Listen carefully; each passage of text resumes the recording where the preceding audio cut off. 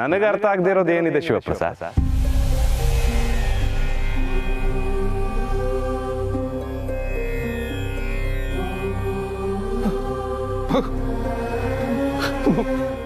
ಭಗವಂತ,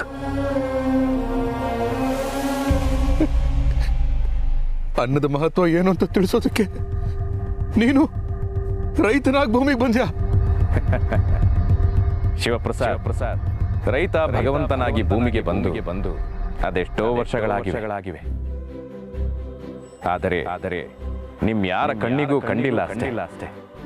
ಹೌದು ಭಗವಂತ, ಹಸುವನ್ನ ನೀಗ್ಸೋ ರೈತನೇ ದೇವರು ಅಂತ ನನಗೆ ಗೊತ್ತಿತ್ತು. ಆದ್ರೆ ಈಗ ಮನದಟ್ಟಾಯ್ತು, ಮನಸ್ಸಿಗೆ ಮುಟ್ತು. ಇದು ಕೇವಲ ನಿನಗೆ, ನಿನ್ನ ಕುಟುಂಬದವರಿಗೆ ಮನದಟ್ಟಾದ್ರೆ ಸಾಲದು. ರೈತನ ಶ್ರಮ, ಅವನ ಬೆಲೆ ಪ್ರತಿಯೊಬ್ಬರಿಗೂ ಮನದಟ್ಟಾಗಬೇಕು, ಪ್ರತಿಯೊಬ್ಬರಿಗೂ ಮನವರಿಕೆ ಆಗಬೇಕು.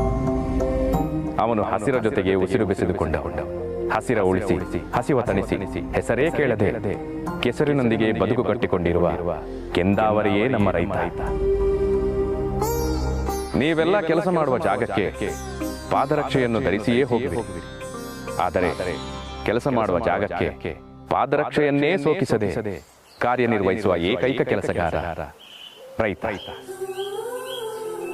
ಹೆತ್ತ ತಾಯಿಗೂ ಮಿಗಿಲಾಗಿ ಭೂಮಿ ತಾಯಿಯನ್ನ ಗೌರವಿಸುವ ಏಕೈಕ ಶ್ರಮಜೀವಿ ರೈತ. ತಾನು ಹಸುವಲ್ಲಿದ್ರು ಹಸಿದು ಬಂದವರನ್ನು ತನ್ನವರಂತೆಯೇ ಕಂಡು ಅನ್ನ ನೀಡೋ ಅನ್ನಪೂರ್ಣೇಶ್ವರಿಯ ಉತ್ತರಾಧಿಕಾರಿಯೇ ರೈತ. ನೀವು ತಿನ್ನೋ ಪ್ರತಿಯೊಂದು ಅನ್ನದ ಅಗಳಿನ ಹಿಂದೆ ಎಷ್ಟೋ ರೈತರ ಶ್ರಮವಿದೆ. ನಿಮ್ಮೆಲ್ಲರ ಮನೆಯಲ್ಲೂ ಅನ್ನ ಬೇಯುತ್ತಿದ್ದರೆ, ನಿಮ್ಮೆಲ್ಲರ ಹಸಿವು ಕಾಲಕಾಲಕ್ಕೆ ನೀಗುತ್ತಿದ್ದರೆ ಅದಕ್ಕೆ ಕಾರಣ ರೈತ. ಶಿವಪ್ರಸಾದ್, ಒಂದು ಗಂಟು ಅಕ್ಕಿ ಬೆಳೆಯಲು ನೀನು ನಿನ್ನ ಕುಟುಂಬದವರು ಸೋತು ಸುಣ್ಣವಾದಿರಿ. ಆದರೆ ನಮ್ಮ ರೈತ ಅದೆಷ್ಟೋ ಚೀಲ ಅಕ್ಕಿ ಬೆಳೆದು ಮಾರುಕಟ್ಟೆಯವರೆಗೆ ಸಾಗಿಸಲು ಅದೆಷ್ಟು ಬೆವರು, ಅದೆಷ್ಟು ಹನಿ ರಕ್ತವನ್ನು ಸುರಿಸುತ್ತಾನೆಂದು ಅವನಿಗೆ ಮಾತ್ರ ಗೊತ್ತು. ಇದರ ಮಧ್ಯೆ ಮಳೆ, ಗಾಳಿ, ಕ್ರಿಮಿ, ಕೀಟ ಇವುಗಳ ಸಮಸ್ಯೆ ಎಲ್ಲವನ್ನೂ ದಾಟಿ ನಿಮ್ಮ ಮನೆಗೆ ಒಂದು ಕಾಳು ಅಕ್ಕಿ ತಲುಪುತ್ತದೆ ಎಂದರೆ ಅದಕ್ಕೂ ಕೂಡ ರೈತನ ಕಠಿಣ ಪರಿಶ್ರಮವೇ ಕಾರಣ. ಹಾಗಾಗಿ ಅನಿವಾರ್ಯ ಸಂದರ್ಭದಲ್ಲಿ ಅನ್ನ ಚೆಲ್ಲುವ ಮುನ್ನ ಅನ್ನಪೂರ್ಣೇಶ್ವರಿಗೆ ಕ್ಷಮೆ ಕೇಳದಿದ್ದರೂ ಅನ್ನ ಬೆಳೆಯುವ ರೈತನಿಗೆ ಕ್ಷಮೆ ಕೇಳಲೇಬೇಕು. ನಿಮ್ಮ ಮಕ್ಕಳಿಗೆ ಹಣ್ಣು, ತರಕಾರಿ, ಸೊಪ್ಪು, ಧಾನ್ಯ ಇವುಗಳನ್ನು ದೂರದರ್ಶನದಲ್ಲೋ ಮಾರುಕಟ್ಟೆಯಲ್ಲೋ ಪರಿಚಯ ಮಾಡೋ ಬದಲು ನೇರವಾಗಿ ರೈತನ ಕಾರ್ಯಕ್ಷೇತ್ರವಾದ ಹೊಲ ಗದ್ದೆಗಳಿಗೆ ಭೇಟಿ ನೀಡಿ ಅದರ ಬಗ್ಗೆ ಅರಿವು ಮೂಡಿಸಿದರೆ ಅವರಿಗೂ ಕೂಡ ರೈತನ ಶ್ರಮ ಏನು ಎಂದು ಅರ್ಥವಾಗುತ್ತದೆ. ರೈತ ನೇಗಿಲ ಹಿಡಿದು ತಾಳ್ಮೆಯಿಂದ ಕಾಯುತ್ತಿರೋ ಬಲರಾಮ, ತಾಳ್ಮೆಯನ್ನೇ ಅಸ್ತ್ರವನ್ನಾಗಿಸಿ ಸಮಯ ಸಂದರ್ಭವನ್ನ ನೋಡಿ ಸೂಕ್ತವಾದ ಪ್ರತಿಕ್ರಿಯೆ ನೀಡೋ ಶ್ರೀರಾಮ. ಭಗವಂತ, ನೀನು ಹೇಳಿದ ಒಂದೊಂದು ಮಾತು ಅಪ್ಪಟ ಸತ್ಯ. ಆದರೆ ನನಗೊಂದು ಡೌಟು. ಈ ಸರ್ಕಾರದವರು ರೈತರ ಸಾಲ ಮನ್ನಾ ಮಾಡ್ತಾರೆ, ಬೆಳೆಗೆ ಪರಿಹಾರ ಕೊಡ್ತಾರೆ. ಇದರಿಂದ ರೈತರಿಗೆ ಅನುಕೂಲ ಇಲ್ವಾ? ರೈತನಿಗೆ ಪ್ರಕೃತಿ ಕೈ ಹಿಡಿದರೆ ಸಾಕು, ಅವನು ಸರ್ಕಾರಕ್ಕೆ ಸಾಲ ಕೊಡಬಲ್ಲ ಕುಬೇರನಾಗ್ತಾನೆ. ಅವನಿಗೆ ಬೇಕಾಗಿರುವುದು ಸಾಲ ಮನ್ನಾ ಅಲ್ಲ, ಆಧುನಿಕ ವ್ಯವಸಾಯದ ಬಗೆಗಿನ ಸಾಮಾನ್ಯ ಜ್ಞಾನ. ಅವನಿಗೆ ಬೇಕಾಗಿರುವುದು ಬೆಂಬಲದ ಬೆಲೆಯಲ್ಲ, ರೈತಾಪಿ ಕಾರ್ಯದ ಬಗೆಗಿನ ಹಂಬಲದ ಬೆಲೆ. ಸೂರ್ಯನಿಗಿಂತ ಮೊದಲೇ ಕಾರ್ಯಪ್ರವೃತ್ತನಾಗುವ ಹಾಗೂ ಪಂಚಭೂತಗಳಾದ ಪೃಥ್ವಿ, ಅಪುಹು, ತೇಜೋ, ವಾಯು, ಆಕಾಶ ಇವರೆಲ್ಲರನ್ನೂ ತನ್ನ ಕಾರ್ಯದಲ್ಲಿ ಬಳಸಿಕೊಂಡು ಅವರನ್ನೂ ಕೂಡ ಸಹೋದ್ಯೋಗಿಗಳನ್ನಾಗಿ ಮಾಡಿಕೊಂಡಿರುವ ಏಕೈಕ ಉದ್ಯಮಿ ನಮ್ಮ ರೈತ. ರೈತ ಬೆಳೆದ ಬೆಳೆಗೆ ಬೆಲೆ ನೀಡುವುದರ ಜೊತೆಗೆ ರೈತನಿಗೂ ಬೆಲೆ ನೀಡಿದರೆ ನಾನು ತೃಪ್ತನಾಗುತ್ತೇನೆ. ರೈತ ಕೇವಲ ದೇಶದ ಬೆನ್ನೆಲುಬಲ್ಲ, ನಮ್ಮ ದೇಶದ ನಾಗರಿಕರ ಹೊಟ್ಟೆಪಾಡಿನ ರಾಯಭಾರ. ಈ ಹೊಸ ಸಂವತ್ಸರದಲ್ಲಿ ಹೊಸತನದ ಪಾಠವೇ ಇದೆ. ಹಳೆಯ ದಿನಗಳನ್ನು ಮರೆತು ಕಲಿತ ಪಾಠವನ್ನು ನೆನಪಿನಲ್ಲಿಟ್ಟುಕೊಂಡು ಹೊಸ ಅಧ್ಯಾಯಕ್ಕೆ ಮುನ್ನುಡಿ ಬರೆಯಿರಿ. ಎಲ್ಲರಿಗೂ ಶುಭವಾಗಲಿ ಎಂದು ಹಾರೈಸುತ್ತಾ ನನ್ನ ಕಡೆಯ ಮಾತು, ನಿಮಗೆ ಸಂಬಳ ಕೊಡುವ ಸಂಸ್ಥೆಗೆ ವ್ಯಕ್ತಿಗೆ ಶ್ರೇಯಸ್ಸನ್ನು ಬಯಸಿ ನೀವು ನಮಸ್ಕರಿಸುವುದೇ ಆದರೆ ಅವರಿಗೂ ಅನ್ನ ಕೊಡುವ ರೈತನಿಗೆ ನಮಸ್ಕರಿಸುವುದು ನಿಮ್ಮ ಕರ್ತವ್ಯ. ಯುಗದ ಹಾದಿ ಯುಗಾದಿ ಹಬ್ಬವಾದರೆ ರೈತ ಜಗದ ಆದಿ.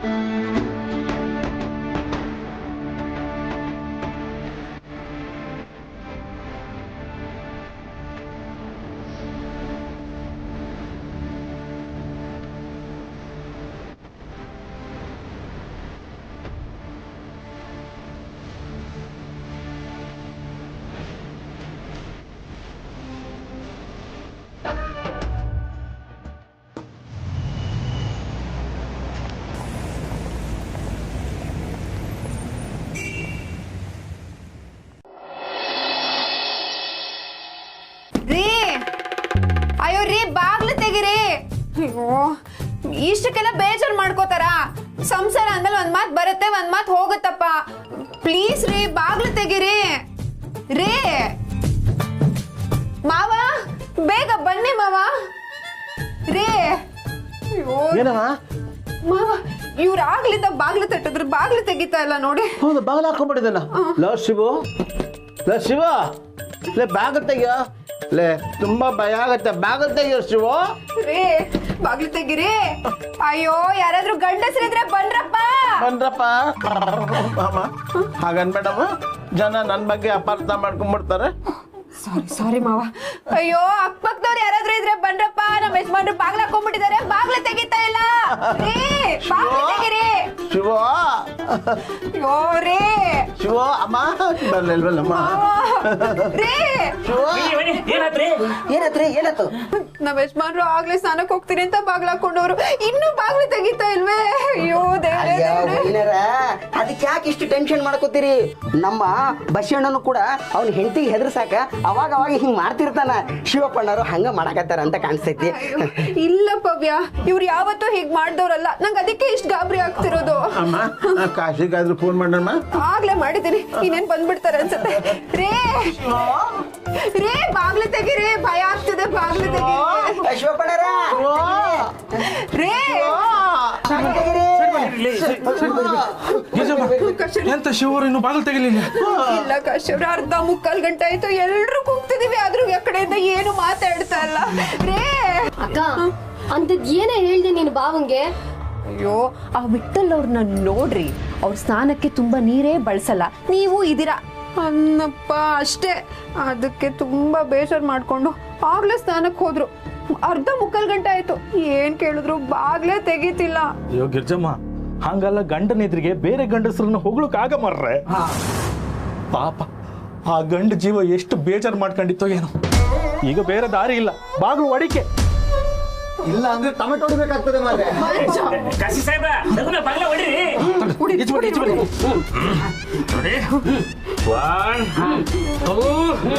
3.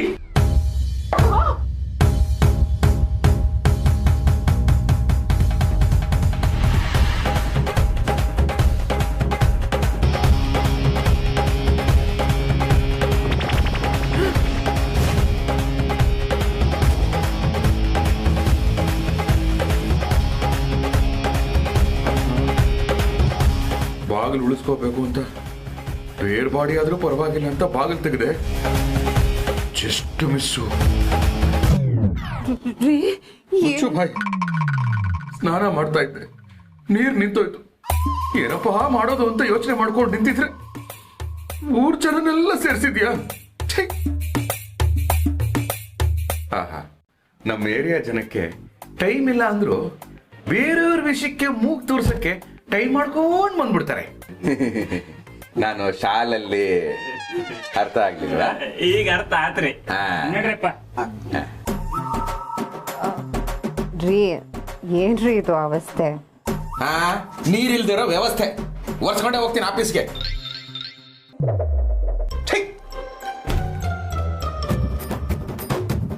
ಗಿರ್ಜಮ್ಮ ಬನ್ನಿ ಹಾಪ.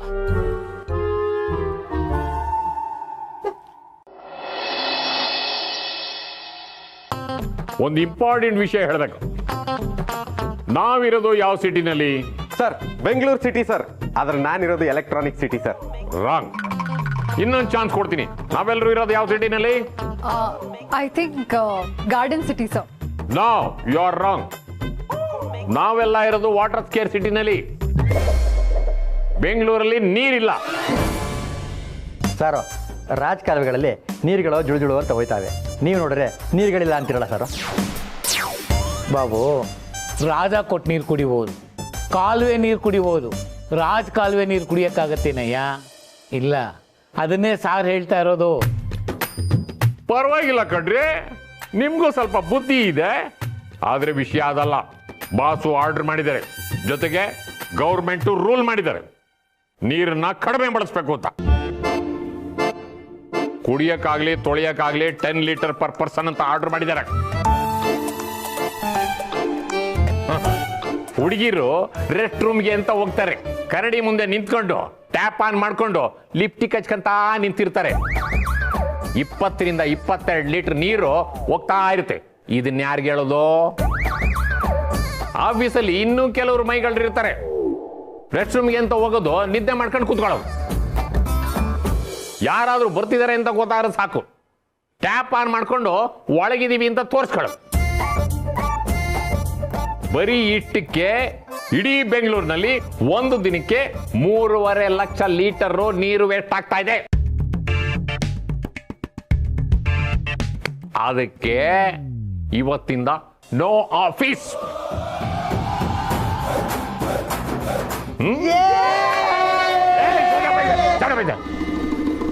ಆಫೀಸ್ ಇಲ್ಲ ಅಂತಂದ್ರೆ 5ನೇ ಕ್ಲಾಸ್ ಹುಡುಗರ ತರ ಆಡ್ತೀರ ನೀವು. ನೋಡಿ, ಆಫೀಸಲ್ಲಿ ಕೆಲಸ ಇಲ್ಲ ಅಂತಂದ್ರೆ ಇನ್ಮೇಲೆ ಮನೇಲಿ ಕೆಲಸ ಇರುತ್ತೆ, ಅಂದ್ರೆ work from home. Got it?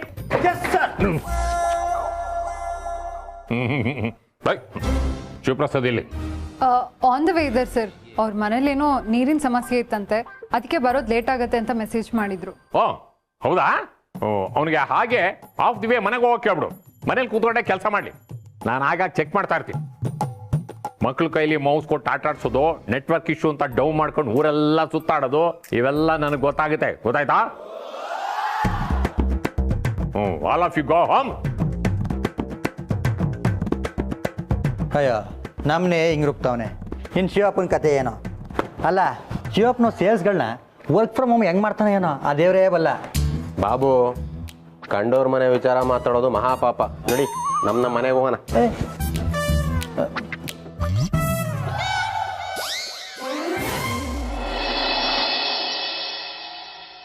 ಏನೋ ಹೊಸ ರೂಲ್ಸ ಏನದ? ಶೋರೆ, ಇನ್ಮೇಲೆ ಮನೆ ಮೇಲಲ್ಲ, ತಲೆ ಮೇಲೆ ನೀರು. ತಲೆ ನೀರ? ಪರವಾಗಿಲ್ಲ ಬಿಡಿ, ನಾನು ದಿನ ಬಿಟ್ಟು ದಿನ ತಲೆಗೆ ಸ್ನಾನ ಮಾಡೋದು. ಬಾವ, ನಿಮಗಲ್ಲ, ಎಲ್ರಿಗೂ ಸೇರ್ಸಿ ಹೇಳ್ತಿರೋದು. ಓ, ನೀವು ದಿನ ಬಿಟ್ಟು ದಿನನ ತಲೆಗೆ ಸ್ನಾನ ಮಾಡೋದು?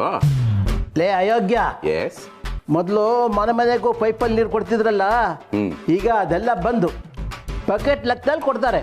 ಅಂದ್ರೆ ಮನೇಲಿ ಎಷ್ಟು ಜನ ಇದ್ದಾರೆ ಅಂತ ನೋಡ್ಕೊಂಡು ತಲೆ ಲೆಕ್ಕದಲ್ಲಿ ನೀರು ಕೊಡ್ತಾರಂತೆ. ಅಷ್ಟೇ ಅಲ್ಲ ಶಿವ ಅವರೇ, ಬಾತ್ರೂಮಿಗೂ ಮೀಟರ್ ಕನೆಕ್ಷನ್ ಕೊಡ್ತಾರ. ನೋ ನೋ ನೋ ನೋ, ಇದಕ್ಕೆ ನಾನು ಒಪ್ಪಲ್ಲ.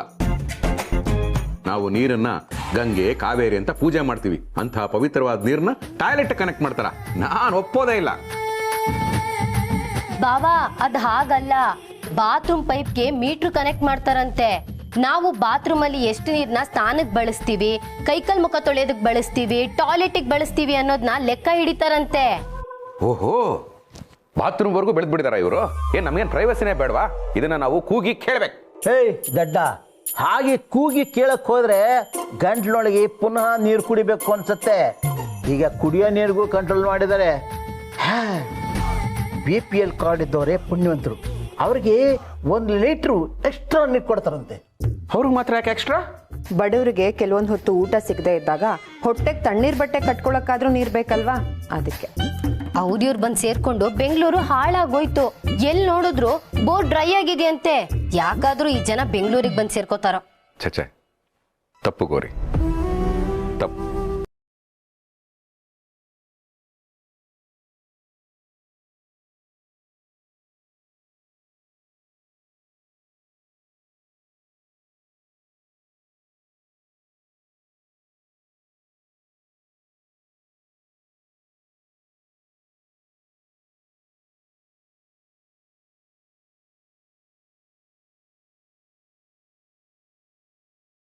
ನೀವು ಬಂದಿದ್ದೀರಾ, ನಾಳೆ ಇನ್ಯಾರೋ ಬರ್ತಾರೆ, ಬರ್ಲಿ, ಎಲ್ಲರೂ ನಮ್ಮ ಹಾಗೆ ಅಲ್ವಾ? ಆದರೆ ಬಂದ ಮೇಲೆ ಬರ್ತಾ ಇರೋರಿಂದ ಈ ಊರು ಹಾಳಾಗ್ತಿದೆ ಅನ್ನೋದಾಗ್ಲಿ ಅಥವಾ ಒಬ್ಬರಿಂದ ಈ ಊರಿಗೆ ಸಂಸ್ಕಾರ ಇದೆ ಅನ್ನೋದಾಗ್ಲಿ ಹೇಳಬಾರ್ದು. ನಮಗೆ ಉಸಿರು ಕೊಟ್ಟಿರೋದು ನಮ್ಮ ತವರೂರು, ಆದರೆ ನಮಗೆ ಹೆಸರು, ಆಸರೆ, ಜೀವನ ಕೊಟ್ಟು ಅನ್ನ ಕೊಡ್ತಾ ಇರೋದು ನಮ್ಮ ಬೆಂಗಳೂರು. ಹೇಳಬೇಕು ಅಂದರೆ ದಿನ ಮಲಗೋದಕ್ಕೆ ಮುಂಚೆ ಬೆಂಗಳೂರಿಗೆ ಒಂದು ಥ್ಯಾಂಕ್ಸ್ ಹೇಳಿ ಮಲಗಬೇಕು. ಅದು ಗೌರವ ಕೊಡೋದು ಅಂದರೆ.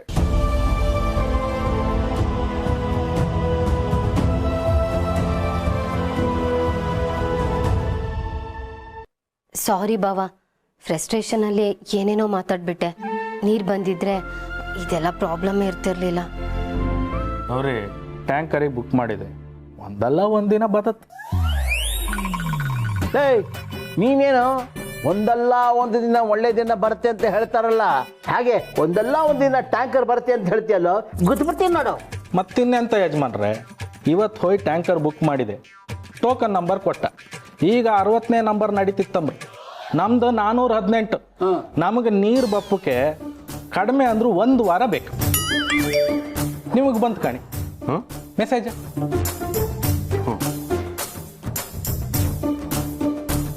ಓ, ಆಫೀಸ್ ಮೆಸೇಜು. ಆಫೀಸಲ್ಲಿ ನೀರಿನ ಅಭಾವ ಇರುವುದರಿಂದ ಇನ್ನು ಮುಂದೆ ಆಫೀಸ್ ಇರುವುದಿಲ್ಲ, ವರ್ಕ್ ಫ್ರಮ್ ಹೋಮ್. ಒಳ್ಳೇದಾಯ್ತಲ್ಲ, ಇನ್ಮೇಲೆ ಮನೇಲೆ ಆರಾಮಾಗಿರು. ಹೋ, ಮನೇಲಿ ಕುತ್ಕೊಂಡು ಚಡ್ಡಿಗಳನ್ನ ಹೇಗೆ ಮರಲಿ ನೀನು? ಒಳ್ಳೆ ಅಯ್ಯೋ, ಏನು ಮಾಡಲಿ?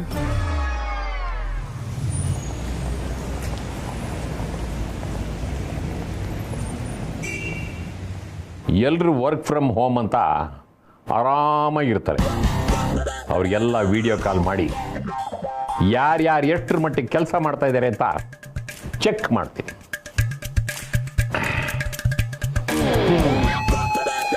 ವರ್ಕ್ ಫಾರ್ ಹೋಮ್ ಮಾಡ್ತಾ ಇದ್ದು, ಈಗ ವರ್ಕ್ ಫ್ರಮ್ ಹೋಮ್ ಆಗೋಯ್ತು. ಛೇ, ನೀರಿಲ್ಲ ಅಂತ ಆಫೀಸಿಂದ ಮನೆಗೆ ಓಡಿಸಿದ್ರು, ಮನೆಯಲ್ಲಿ ನೀರಿಲ್ಲ ಅಂತ ಇವಳಿನಲ್ಲಿ ಓಡಿಸ್ತಾಳೋ ಏನೋ. ಧರೆಯ ಹತ್ತಿ ಪುರಿಯುವಾಗ ಬದುಕಲೆಲ್ಲಿ ಓಡುವೆ ಅಂತ ಅಣ್ಣವರೇ ಹೇಳಿದ್ದಾರೆ. ಇಲ್ಲಿಗೆ ಅಂತ ಓಡಕ್ಕಾಗುತ್ತೆ? ಕರ್ಮ ಕರ್ಮ. ಯಾರಿಗೆ ಫಸ್ಟ್ ಮಾಡಲಿ? ಮಾರ್ಗಿಗೆ ಮಾಡ್ತೀನಿ.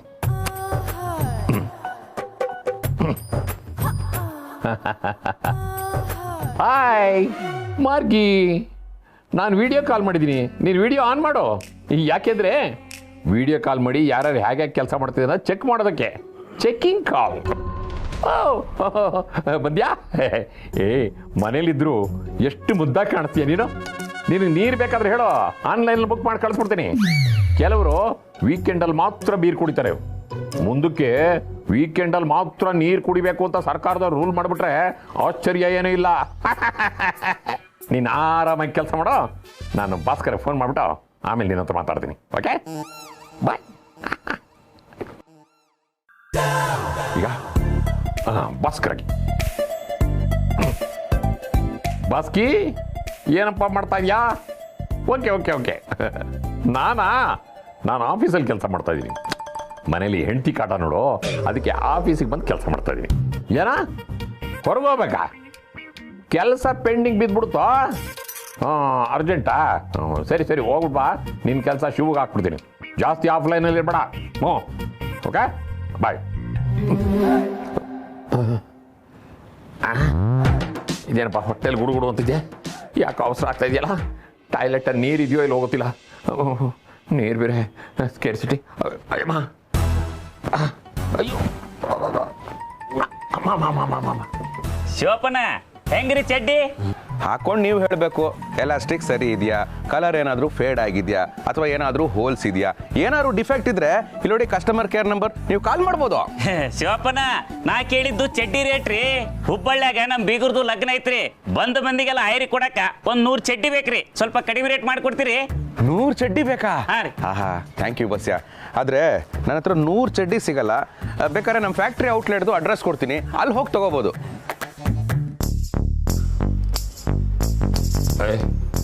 ಏನಪ್ಪ ಇದು, ಒಂದು ತೊಟ್ಟು ನೀರೇ ಬರ್ತಾ ಇಲ್ಲ. ಏನು ಮಾಡೋದು?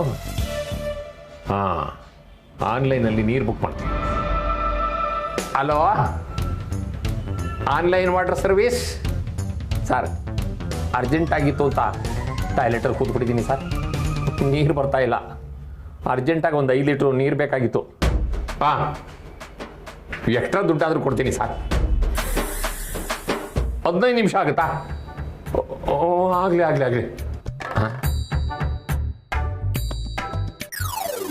15 ನಿಮಿಷ ಇಲ್ಲೇ ಕೂತ್ಕೋಬೇಕೆ? ಏನು ಮಾಡಲಿ? ಹಾಂ, ಶಿವಪ್ರಸಾದ್ಗೆ ವಿಡಿಯೋ ಕಾಲ್ ಮಾಡಿ ನನ್ನ ವಿಡಿಯೋನ ಮ್ಯೂಟ್ ಮಾಡಿಕೊಂಡು ಅವನ ಕೆಲಸ ಹೇಗೆ ಮಾಡ್ತಿದ್ದೀನಿ ಅಂತ ಚೆಕ್ ಮಾಡ್ತೀನಿ.